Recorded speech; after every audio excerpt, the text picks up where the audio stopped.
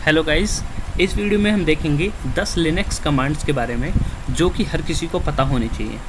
ठीक है, तो हम वीडियो को स्टार्ट करते हैं। सबसे पहले देखिए हमारे पास ये क्या है ना, स्क्रीन खुली हुई है लिनक्स का डेस्कटॉप। तो हम इस पर राइट क्लिक करेंगे और यहाँ पे एक फ़ोल्डर बना लेंगे टेस्ट के नाम से। टेस्ट के नाम से फ़ोल्डर बना लेंगे और क्रिएट पे क्लिक करेंगे तो एक फ़ोल्डर हमारे पास टेस्ट आ गया। इसी के अंदर हम सारी चीज़ें सीखेंगे। अब हम टेस्ट पे आ गए। टेस्ट का फ़ोल्डर देख सकते हैं आप, एकदम खाली है। ठीक है, इस फोल्डर पर राइट क्लिक करेंगे, एक ऑप्शन आता है ओपन इन टर्मिनल, इसको खोल लेंगे। अब आपके पास यहाँ पे क्या हो गया, एक टर्मिनल खुल गया, मतलब एक हमारे पास टर्मिनल खुल गया। अब यहाँ पे हम कमांड लिखेंगे और उन्हीं कमांड को यूज़ करके हम चीज़ें सीखेंगे। ठीक है, तो हमारे पास सबसे पहली कमांड क्या है, डायरेक्टरी बनाने की कमांड है। ठीक है, डायरेक्टरी बनाने के लिए या फोल्डर बनाने के लिए हमारे पास एक कमांड यूज़ होती है जिसे हम कहते हैं mkdir। ठीक है, इसको क्या कहते हैं, mkdir कहते हैं। इसका मतलब होता है मेक डायरेक्टरी या फोल्डर।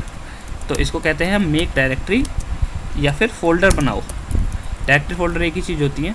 तो इसको करने के लिए हम सबसे पहले क्या करेंगे, यहाँ पे लिखेंगे mkdir और यहाँ पे लिख देंगे एक फ़ोल्डर जो है जिसका नाम है फोल्डर 1। ठीक है, तो आप देख सकते हैं यहाँ पे जाके देखेंगे तो आपके पास एक फ़ोल्डर बन जाएगा फोल्डर 1 के नाम से। फिर सेम हम यही कमांड यूज़ करेंगे mkdir और दूसरा फोल्डर 2। दो फोल्डर बनाएंगे तो देखते हैं फोल्डर 1 और फोल्डर 2 दोनों फोल्डर हमारे पास बन गए हैं। तो इस तरीके से ना हमारे पास लिनक्स में हम लोग ना फोल्डर बना लेते हैं। ठीक है, इसके बाद हमारे पास एक कमांड और होती है, फोल्डर बनाने के बाद हम फाइल्स भी बना सकते हैं। ठीक है, तो फाइल्स बनाने के लिए हम क्या करते हैं, फाइल्स बनाने के लिए हम एक कमांड यूज़ करते हैं जिससे कहते हैं टच करते हैं, क्या करती है, फाइल बनाती है। और हम आएंगे अपने टर्मिनल पे और यहाँ पे लिखेंगे टच। ये हर तरीके की फ़ाइल बना सकती है। इसकी सबसे बड़ी पावर ये है, कोई सी भी फाइल, JS की फ़ाइल, TXT की फ़ाइल, PHP की फ़ाइल, कोई भी फाइल, CSS की फ़ाइल, HTML की फ़ाइल, कुछ भी फाइल हो सकती है वो बना सकती है। जैसे मैं लिखूँगा टेस्ट और यहाँ पे लिखूँगा hello.txt, एंटर मारूँगा और देखूँगा यहाँ पे जाकर के फ़ोल्डर में अपने, तो मेरे पास एक hello.txt की फ़ाइल बन गई है टच कमांड को यूज़ करके। उसी के साथ मैं बना सकता हूँ टच, कहाँ पे, अब मैं टच क्या कर सकता हूँ, एक और फाइल बना सकता हूँ new.txt के नाम से, या txt की जगह क्या कर सकता हूँ, JS के नाम से बना सकता हूँ, new.js। ठीक है, तो अब मैं जाके देखूँगा तो new.js बन गई। अब मैं चाहता हूँ कि ना अब ये तो हमारे पास होगी फ़ाइल बनाने की और वो बनाने की। अब मैं एक चीज़ देख रहा हूँ, मैं बार बार ना मेरे को यहाँ जाना पड़ रहा है देखने के लिए। पहले मैं यहाँ कमांड चलाता हूँ, फिर मैं यहाँ जाता हूँ, तो ये चीज़ एक अच्छी चीज़ नहीं है। अगर आप लिनक्स यूज़ कर रहे हैं तो आपका हाथ सेट होना चाहिए। आप क्या करेंगे, अभी आप कौन से फ़ोल्डर पे हैं, जैसे कि आप देख सकते हैं अभी आप टेस्ट फोल्डर पे हैं, डेस्कटॉप के अंदर टेस्ट फोल्डर के अंदर। अब आप देखेंगे इसका इसके अंदर कंटेंट ls कमांड को यूज़ करके, जैसे ही आप ls दबाएंगे तो जो आपका सारा कंटेंट है, जैसे फोल्डर 1, फोल्डर 2, hello.txt और new.js, वो सब यहाँ दिख जाएगा। Folder 1, folder 2, hello.txt, new.js। तो ls कमांड क्या करती है, लिस्ट करती है, कंटेंट को लिस्ट करने का काम करती है ls कमांड। ठीक है, तो अब क्या करेंगे, हम यहाँ पे आएंगे और एक बार देखेंगे कि हमारे पास फोल्डर 1 है, फोल्डर 2 है। अब उसके बाद ना, अब मैं चाहता हूँ कि भाई अब मेरे को अगर फोल्डर 1 के अंदर जाना है, जैसे मैं अब तो यहाँ पे डबल क्लिक करके जाऊँगा। ठीक है, अब मैं यहाँ डबल क्लिक करके जाऊँगा, फिर उसके बाद फिर वापस आऊँगा, फिर फोल्डर 2 के अंदर जाऊँगा, फिर डबल क्लिक, ऐसे मतलब ऐसे मैं क्लिक करके नहीं गेम खेलना चाहता। मैं चाहता हूँ कि बड़ा भाई मेरे को ना सीधा साधा बताओ कि मैं यहाँ से टर्मिनल से ही कैसे जा सकता हूँ। तो टर्मिनल से आपको जाने के लिए कुछ नहीं करना है, यहाँ पे लिखना है cd का मतलब होता है चेंज डायरेक्टरी। डायरेक्टरी को बदलेंगे, फोल्डर को बदलेंगे। तो cd कमांड कहेगी कि आप चले जाओ फोल्डर 1 के अंदर। तो आप आ गए फोल्डर 1 के अंदर, जैसे आप देख सकते हैं आप आ गए फोल्डर 1 के अंदर। अब देखो, अगर मेरे को एक स्टेप पीछे जाना है तो मैं लिखूँगा cd ... तो आप एक स्टेप फिर से पीछे आ गए, फोल्डर 1 से फिर से टेस्ट पे आ गए। ठीक है, अब मैं चाहता हूँ कहाँ जाएंगे हम, फोल्डर 2 के अंदर। तो cd फोल्डर 2, तो अब आप आ गए फोल्डर 2 के अंदर। अब देखिए, अब यहाँ पे मैं क्या करता हूँ ना, एक छोटा सा ना वो कर देता हूँ, एक फ़ोल्डर रन बना देता हूँ, mkdir sub1 के नाम से मैंने एक फ़ोल्डर बना लिया है यहाँ पे, कि sub1 का एक फ़ोल्डर रहेगा। यहाँ पे ls करूँगा तो ठीक है। अब मैं sub1 के अंदर भी चला जाता हूँ, cd sub1। ठीक है, तो आपने देखा कि मैं अब कहाँ हूँ, sub1 फ़ोल्डर के अंदर हूँ। अब मैं चाहता हूँ कि मैं एक ही दम में, अगर मेरे को टेस्ट में जाना होता तो मैं लिखता cd डॉट डॉट, फिर लिखता cd डॉट डॉट। मैं चाहता हूँ मैं एक ही साथ sub1 से उठ के कहाँ चला जाऊँ, टेस्ट के अंदर चला जाऊँ। तो आप यहाँ पे लिखेंगे, देखिए cd डॉट डॉट मतलब एक फ़ोल्डर पीछे। तो अभी आप कहाँ गए, sub1 से आ गए फ़ोल्डर 2 में, ठीक है। फ़ोल्डर 2 में आने के बाद अभी आप sub1 में थे, फिर cd डॉट डॉट करके आगे फ़ोल्डर 2 में। अब अगर एक स्लैश लगाएंगे और एक और बार डॉट डॉट लिख देंगे तो आप फ़ोल्डर 2 से अब उठ के आ गए टेस्ट के अंदर। एंटर मारेंगे और देखेंगे, देखिए हम किसके अंदर आ गए, टेस्ट के अंदर। तो ऐसे हम आगे पीछे आ जा सकते हैं, ठीक है। आगे पीछे हम क्या कर सकते हैं, आ जा सकते हैं। तो बहुत सिंपल सी थी है। अब एक काम करते हैं, हम ज़रा देखते हैं हमारे पास यहाँ क्या कंटेंट है। हाँ, हमारे पास यहाँ है फ़ोल्डर 1, फ़ोल्डर 2, hello.txt और new.js। एक काम करता हूँ, hello.txt में ना थोड़ा सा ना कंटेंट ऐड कर देता हूँ। जैसे hello.txt में तो यहाँ लिख देता हूँ हेलो माय नेम इज़ आशीष, ये मैं लिख दूँगा, हेलो माय नेम इज़ आशीष। और इसको सेव करूँगा और सेव करके इससे काट दूँगा। अब मैं ना यहाँ से क्या कर सकता हूँ कि अब मैंने बिना फाइल को खोले, अब मैं वहाँ गया, मैंने फ़ाइल खोली, फिर मैंने रीड किया। अब मैं यहाँ पे डायरेक्ट रीड कर सकता हूँ। hello.txt को डायरेक्ट रीड किया जा सकता है कैट कमांड को यूज़ करके। कैट लिखेंगे आप और लिखेंगे hello.txt, एंटर मारेंगे तो देखो वहाँ जो मैंने लिखा था वही चीज़ आ गई, हेलो माय नेम इज़ आशीष। तो कैट कमांड क्या करती है, कैट कमांड करती है प्रिंट करती है, हमारे पास प्रिंट करती है कंटेंट को, ठीक है, प्रिंट कंटेंट ऑफ फाइल, ये काम करती है हमारे पास कैट कमांड, ठीक है। तो हमने क्या क्या देखा, mkdir देखा फोल्डर बनाने के लिए, टच देखा फाइल क्रिएट करने के लिए, एक फ़ोल्डर के कंटेंट को देखने के लिए ls देखा, और एक फ़ाइल के कंटेंट को प्रिंट करने के लिए कैट देखा, ठीक है।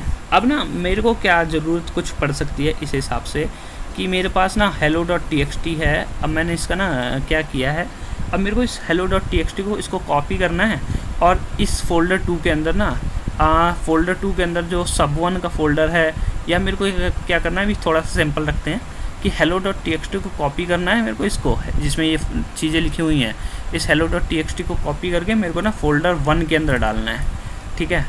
तो मैं क्या करूँगा, कॉपी करने के लिए कमांड यूज़ होती है cp, ठीक है।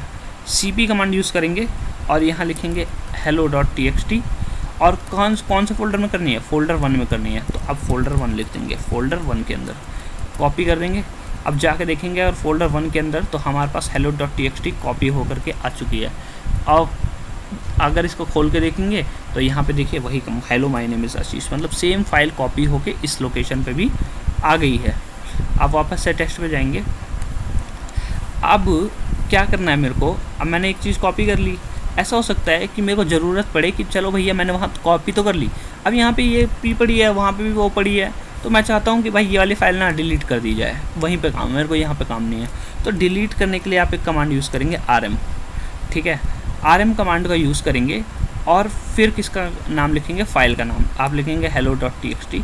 जैसे ही एंटर करेंगे तो यहाँ पे क्या होगा, hello.txt जो है वो हट जाएगी, ठीक है। hello.txt डिलीट हो गई।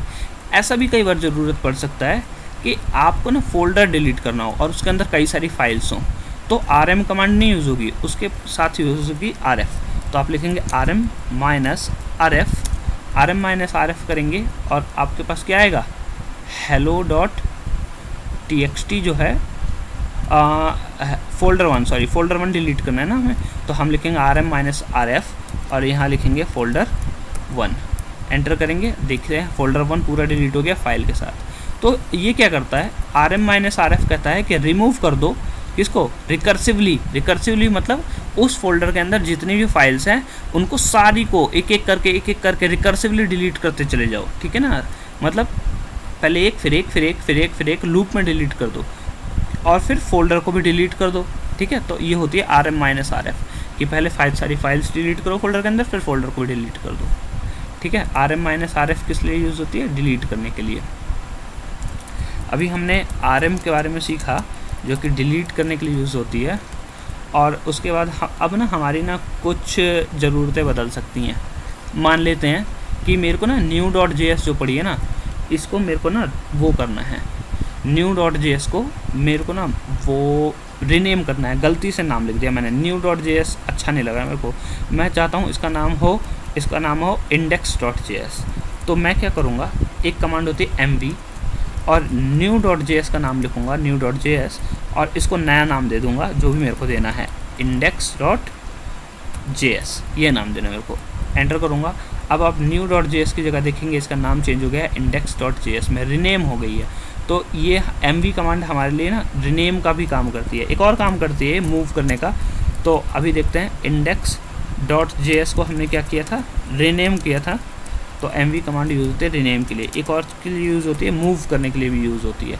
तो आप ये देखेंगे मूव करने के लिए कैसे यूज़ होती है।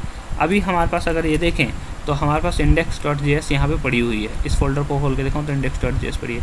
अब मैं चाहता हूँ कि इसे ना sub1 के अंदर मैं ले जा करके मूव कर दूँ, sub1 फोल्डर के अंदर ले जाके मूव कर दूँ, टेस्ट फोल्डर से sub1 फोल्डर के अंदर। तो अब मैं यहाँ जाऊँगा कमांड में और यहाँ पे लिखूँगा मैं mv करो, मूव करो, किसे मूव करो, index.js को मूव करो। कहाँ मूव करो, फोल्डर 2 के अंदर मूव करो। और फोल्डर 2 के अंदर हमारे पास क्या पड़ा हुआ है, sub1 के नाम से एक फ़ोल्डर पड़ा हुआ है। तो यहाँ लिखेंगे sub1 और फिर एंटर कर देंगे। और ये जो फाइल है यहाँ से हट के, टेस्ट से हट के कहाँ चलेगी, फोल्डर के अंदर sub1 के अंदर index.js चली गई। तो हमने ये क्या किया, मूव कर दिया। मतलब जैसे हम कट पेस्ट करते हैं ना, एक तो होता है कॉपी पेस्ट, वो cp कमांड करती है, cp कमांड, और एक होता है कट पेस्ट। ठीक है, कट पेस्ट क्या करती है, मतलब जो हम उसमें यूज़ करते हैं अपनी, इसमें विंडोज़ में यूज़ करते हैं, वो होती है कट पेस्ट के लिए mv कमांड। mv कमांड के दो काम है, एक तो रीनेम करना और दूसरा मूव करना। दोनों चीज़ें हमने क्लियर कर ली। अब ना अब ऐसा हो सकता है कि भाई मेरे को ना एक ज़रूरत है कि एक कॉपी वाला जो था, जो हमें कॉपी वाला देखा था, हम एक काम करते हैं, कॉपी भी एक बार करके रख लेते हैं। टेस्ट में थे हम, टेस्ट में जाएंगे और कॉपी भी एक बार करके रख लेंगे। जैसे ये वाली है ना, इसको कॉपी कर लेंगे, कहाँ पे, इसी फोल्डर में। तो मैं फोल्डर 2 में हूँ, टेस्ट में हूँ मैं, और टेस्ट में देखेंगे तो एक ही फोल्डर है हमारे पास, फोल्डर 2। अब मैं कॉपी कर लूँगा, cp जाऊँगा, फोल्डर 2 के अंदर जाऊँगा और sub1 के अंदर जाऊँगा, और यहाँ पे एक ना फाइल पड़ी हुई है index.js के नाम से, इसे कॉपी करूँगा कहाँ पे, इसी लोकेशन में। और अगर जैसे टेस्ट में हूँ और टेस्ट वाली लोकेशन में करनी है तो यहाँ लिखूँगा ./ डॉट क्या होता है, डॉट बोलता है करंट फोल्डर को, डॉट हम बोलते हैं करंट फोल्डर को। तो हमने ये क्या किया, कॉपी किया करंट फोल्डर में, और जैसे ही हम देखेंगे तो यहाँ पे index.js आ गई, कॉपी हो गई है। ठीक है, हमारे पास ये sub1 में भी है और हमारे पास टेस्ट वाले फोल्डर में भी है index.js। तो cp कमांड हमारे लिए किस लिए यूज़ होती है, कॉपी के लिए यूज़ होती है, कॉपी करने के लिए यूज़ होती है। ठीक है, और इसके अलावा जो है हमारे पास जो है एक ना कमांड होती है परमिशन देने के लिए, हमारे पास एक परमिशन देने के लिए भी कमांड यूज़ होती है। जैसे मैं ना एक फोल्डर बना देता हूँ सूडो से। सूडो होता है रूट सुपर यूज़र, मतलब कि सुपर यूज़र जो कि जिसको सारी परमिशंस होती हैं। तो सूडो ने एक फ़ोल्डर बना दिया, सूडो ने एक फ़ोल्डर बना दिया फोल्डर 2 के नाम से या फोल्डर 3 के नाम से, मान लो सूडो ने एक फ़ोल्डर बना दिया फोल्डर 3 के नाम से, और इसको जब अपना पासवर्ड दे देंगे हम, तो अब हम वहाँ जाके देखेंगे ना, तो वहाँ पे ना एक लॉक आ गया होगा फोल्डर के ऊपर। जैसे जाके देखते हैं, अब देखो फोल्डर 3 के ऊपर लॉक आ गया, मतलब इसको परमिशंस नहीं है। तो अब इसको परमिशंस देने के लिए क्या करेंगे, इस लॉक को हटाने के लिए क्या करेंगे, एक कमांड यूज़ करेंगे, लिखेंगे sudo chmod, मतलब परमिशन दे दो, इसको -r की परमिशन दो 777, ठीक है, -r 777 ये लिखेंगे। 777 मतलब रीड राइट एग्जीक्यूट, सारी परमिशंस दे दो, और फिर फोल्डर का नाम, ठीक है, फोल्डर का नाम है फोल्डर 3 को एंटर मारेंगे, वहाँ से लॉक हट जाएगा। देखिए जो लॉक हट गया, उसको सारी परमिशंस हैं। तो chmod कमांड किस लिए यूज़ होती है, chmod कमांड यूज़ होती है परमिशंस देने के लिए। ठीक है, परमिशंस देने के लिए chmod कमांड यूज़ होती है। एक कमांड हमारे पास और है जिसको हम कहते हैं अनजिप। जैसे हमारे पास कभी वो चीज़ आ सकती है कि हमें ना अनजिप करना पड़ जाए, ठीक है, अनजिप करना पड़ जाए, वो कमांड हमारे पास आ सकती है। जैसे हमें एक जिप फाइल मिल गई या एक टार की फाइल मिल गई tar.gz के नाम से, तो हमें इनको ना अनजिप करना पड़ सकता है। तो हम एक वो चीज़ भी देख लेते हैं कि हम अनजिप कैसे करेंगे। तो अनजिप करने के लिए आप क्या करेंगे, एक ना सबसे पहले ना एक जिप का फ़ोल्डर आपको चाहिए। तो अभी हम देखें तो यहाँ पे हमारे पास क्या है, कोई जिप का फ़ोल्डर नहीं है। और अगर मैं देखूँ ls करूँ फोल्डर 2 को, ls करूँ फोल्डर 2 को, तो इसके अंदर sub1 है। फिर मैं ls करूँ किसको, फोल्डर 2 के अंदर sub1 को करूँ, तो मैं देखूँगा यहाँ index.js है। तो क्यों ना मैं एक काम करूँ कि डायरेक्ट ls करके जब मैंने देखा फोल्डर 2 है, इसी को मैं zip फाइल में बदल दूँ। ठीक है, तो आप जाओगे इस पर फोल्डर 2 पे राइट क्लिक करोगे, एक बार यहाँ पे ऑप्शन आता है कंप्रेस का, कंप्रेस पे क्लिक करोगे और इस जिप पे क्लिक करोगे और इसे क्रिएट कर दोगे, तो आपके पास एक फाइल आ गई फोल्डर 2.zip। अभी हम क्या करेंगे, फोल्डर जब इसे एक्सट्रैक्ट करेंगे ना, तो फोल्डर 2 तो यहाँ पहले से ही है, तो एक बार ना फोल्डर 2 को डिलीट कर देता हूँ। तो मैं यहाँ लिखूँगा rm-rf किसको, फोल्डर 2 को हटा दो। अब देखो फोल्डर 2 नहीं है मेरे पास। अब मैं अनजिप वाला करने जा रहा हूँ। अनजिप करने के लिए आप क्या कमांड यूज़ करेंगे, आप सिंपल से कमांड यूज़ करेंगे अनजिप। अनजिप किसे करो, फोल्डर 2.zip को, फोल्डर 2.zip को अनजिप कर दो, फोल्डर 2.zip। जैसे ये करेंगे तो आपके पास देखिए फोल्डर 2 फिर से बन गया, तो ये अनजिप हो गई। ठीक है, अनजिप हो गई, फिर sub1 और इसके अंदर वही index.js पड़ी हुई है। ठीक है, तो इस तरीके से हम अनजिप करते हैं। अब मान लो कि आपके पास कोई टार फाइल पड़ी हुई है, जैसे कि मेरे पास एक टार फाइल पड़ी हुई है यहाँ पे, यह है टार फाइल। ठीक है, अब मैं ना इसको ना यहाँ ला के एक मिनट के लिए रख लेता हूँ। कहाँ पे ला के रखूँगा मैं इसे मैं ला के रखूँगा अपने इस वाले टेस्ट वाले फोल्डर में। सारी चीज़ें कर रहे हैं तो मैं यहाँ पे इसे ला के रख देता हूँ, जैसे test.tar.gg। अब मैं इसे करना चाहता हूँ, तो आप इसके लिए क्या कमांड यूज़ करेंगे, आप इसके लिए कमांड यूज़ करेंगे tar zxvf और उसके बाद ये वाली test.tar.gg फाइल का नाम। जैसे ही आप एंटर करेंगे तो आप देख सकते हैं जो टेस्ट वाला है ये भी अनजिप हो गया है। तो इस तरीके से हम टार फाइल्स को भी अनजिप करते हैं। ठीक है, तो यही था आज की वीडियो में। Thanks for watching this video.